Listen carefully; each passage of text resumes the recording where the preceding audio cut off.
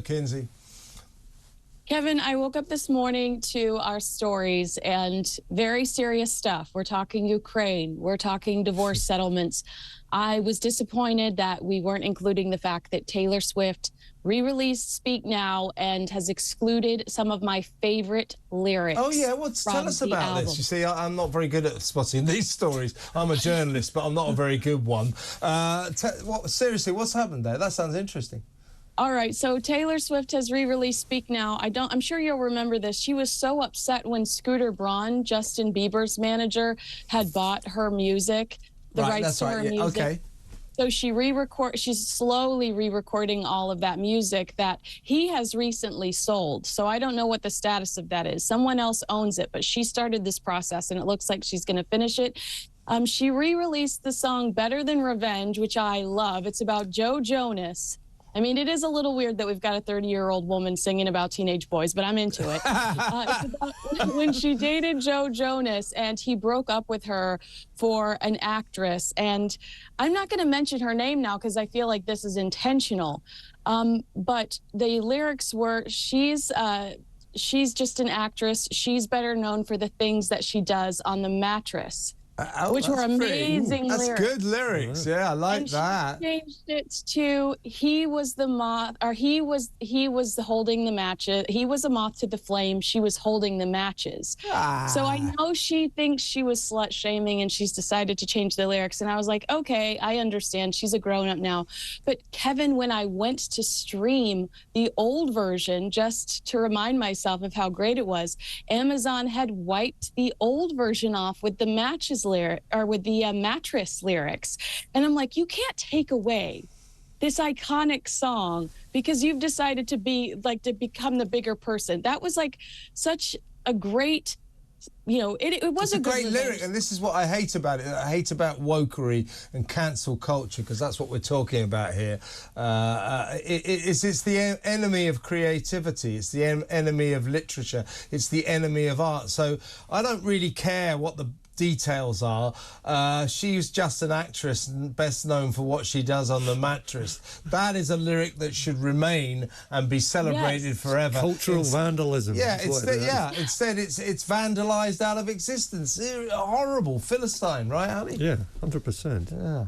I mean, really bad. Talking of Philistines, Joe Biden's coming here on Monday.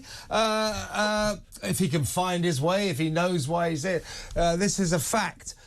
He was spotted at a function in Washington this week, and he arrived, reception area, everybody waiting for this big event. He's with his entourage, his aides. He walks into the room and he turns around to them and goes, "Why am I here? Why am I here?"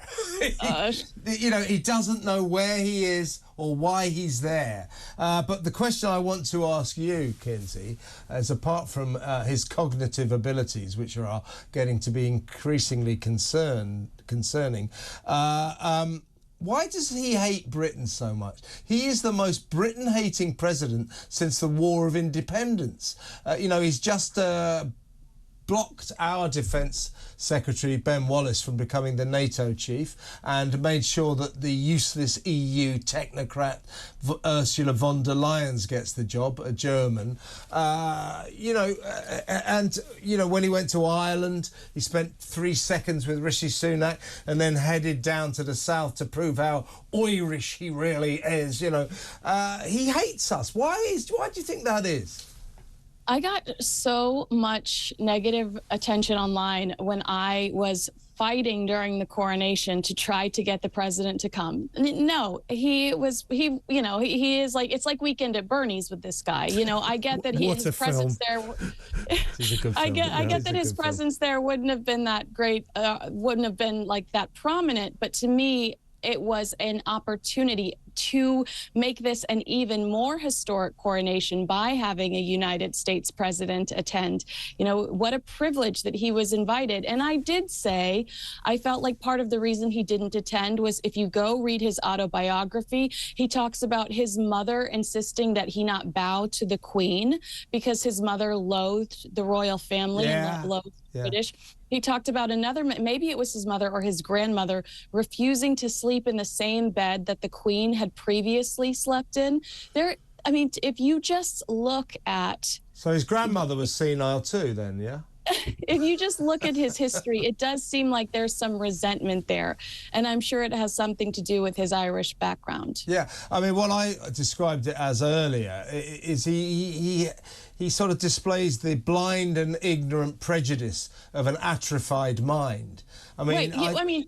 You talk that. I mean, it's so clear across every platform, because you think about him doing that morning show it was a black morning show, and he says, if you don't vote for me, you're not black enough. Yeah. I mean, he's just oblivious. He's oblivious. We've got to stop him running for president next time. I mean, not just for America's sake, for the world's sake. I mean, he's just not all there, is he? I think that it's pretty clear as day that he's not all there, but there is such hatred when it comes down to Democrat versus Republican here in the States, that the Democrats will vote for anybody just to ensure that the Republican doesn't win. You know, it's like we need to find somebody in the center that's not as polarizing. And so far, I haven't seen that. I mean, I've told you before, I like RFK Jr., but if you look at his Instagram comments, everybody's like, I kind of like you, but I'm still voting for Trump. So I just don't think that there's anybody that is intrigued, that has intrigued both parties yet. That hasn't existed since probably Barack Obama. What do you think as an American, Kinsey? I'm a trained observer. I spotted you were American. I used to live in Los Angeles. Did I mention that, Ali? Oh, yes. Seriously, he's just sent cluster bombs to Ukraine. And this has divided NATO, because what they've said is this hardly allows both America and Ukraine, Zelensky and Biden, to sit on the moral high horse, does it? Cluster bombs are just an awful weapon. He's decided to send them to Ukraine. What do you make of that? Well, I mean, I think it was week 5 when this war broke out. Joe Biden's press secretary believed that Russia was going to pursue this tactic and referred to it as war crimes. So I mean, it just shows you the hypocrisy of this administration, and it just shows you that there is no line that they're not willing to cross. To go up in front of all of those cameras and reporters and refer to this as a war crime, and then shortly thereafter pursue it yourself, tells me everything I need to know about this administration. Absolutely. Let's talk about something less important, I think, but quite intriguing. Britney Spears, you wanted to talk about this, has been involved in a very strange incident in Las Vegas, Sin City. Tell us what's happened. Kevin, I have never been so irate before in my life. So it's chaos. Vegas is chaos. And Britney Spears is there on vacation, having dinner. She sees this NBA player, and I'd have to pull up his name because it's one of those names I have to read. Like, I couldn't memorize it to save my life. Victor Wembanyama. Yeah. There you go. He's 19 years old, from France. He's new on the scene, but they say he's going to be the new LeBron. Like, he's terrific player, the cash cow for the Spurs, I believe it is. Yeah. And so he is. He's there. Britney sees him twice. In a restaurant, in a casino, right? Yeah. Yes. Okay. And she's seen him twice now, but she's a huge fan. She's always been a huge fan of basketball. She approaches him, taps him on the back. Now, I mean, it gets weird because she's doing a British accent, but she approaches him, taps him on the back, and it says, "Excuse me, sir." One of his security guards backhands her, knocks her back. Really? Her glasses go flying off of her face. That's assault. And yes, absolutely. She kind of stumbles, and then everybody starts to realize, yo, that's Britney Spears. His team keeps walking. Eventually, the bodyguard came over to apologize to her, but she went and pressed charges against him. Now, what really ticked me off was this guy, Victor, goes on television and says, she grabbed me from behind. And so everybody's thinking, crazy Britney, Britney's crazy from 2007. And so she's getting all this negative attention online. He lied. That's not what happened. Video then comes up of her gently tapping him, getting knocked back by his security guy. So it just made me angry because I felt like they were trying to perpetuate a really negative reputation that she had way back in the day. You know, she's been victimized enough, and to not only be assaulted, but then to be lied about. I mean, I could not get enough of this story all week. I was, you know, looking for the breaking news. Britney kept updating, saying she was traumatized by the experience. She wanted an apology. I mean, it was just all I could read about because I was so upset for her. I felt like this was such an unfair situation that she was in. Yeah, absolutely. I mean, yeah. Well, I'm glad she's pressed charges because they can't behave like that. That's a disgraceful thing to do. Good Hollywood story unfolding before our very eyes, Kinsey. Kevin Costner. This is a massive divorce. His estranged wife, Christine Baumgartner, she stayed in their big mansion, which is up coast near Santa Barbara, isn't it, in California. She's refused to leave the compound, as it were, the Costner compound. But it's $145 million this mansion is worth. She's now been ordered to vacate that mansion, and she's trying to get a lot of money out of Costner. He's saying, well, we signed a prenup, and the indications are that the prenup will be upheld and she won't get as much as she hopes for. But what's gone wrong here? Because they were thought to have quite a happy marriage, and then all of a sudden it unravelled spectacularly. Only like about a month ago, suddenly it was all over. What's happened here? I know, and I wonder if she regrets this because she did have this big, beautiful house that she's clearly devastated about leaving. She's, you know, refused to leave for quite some time. I believe she was supposed to be out of the house based on the prenup within 30 days of filing for divorce, and she's not done that. She's refused to go. And Costner's attorneys have said that she's been trying to barter in that time, or she's been trying to negotiate in that time by saying, I'll leave if you do this, I'll leave if you give me this. And that's just not what the prenup says. He wants to give her $50,000 a month, and she says that that's like a joke. Can you imagine somebody handing you $50,000 a month? She wants over $200,000 a month, but when Costner's attorneys broke that down, they said she only needs $200,000 a month if she continues to get all of the plastic surgery she's getting, if she continues to go shopping the way she does. But the children, he's willing to give the children's needs $50,000 a month, which, you know, to a lot of us is like, wow, that's what some of us make in a year. I don't know. There's conflicting reports on what happened with the relationship. There was somebody in the guest house, a very affluent man in the guest house. So there were rumors about the gentleman in the guest house. He's come out and said that they're not true. Nothing ever happened with the wife. He didn't work for the BBC by any chance, did he? No, I don't know what that reference is, but I can't wait to Google it. Yeah. And then there's also rumors about her hating him working on Yellowstone. But he also came out and said, I could not give you $200,000 a month because I'm no longer on Yellowstone. So that money is no longer coming in. So, you know, mixed reports as to what happened. But it does seem like she is so spiteful that it makes you wonder if there were, you know, it makes you wonder, was there somebody else? What happened if because the way she's going after his money so publicly and so entitled, it just makes you curious. So you're saying we're looking at the fury of a woman scorned here, potentially? I mean, Taylor Swift style. Yeah, that's what this was.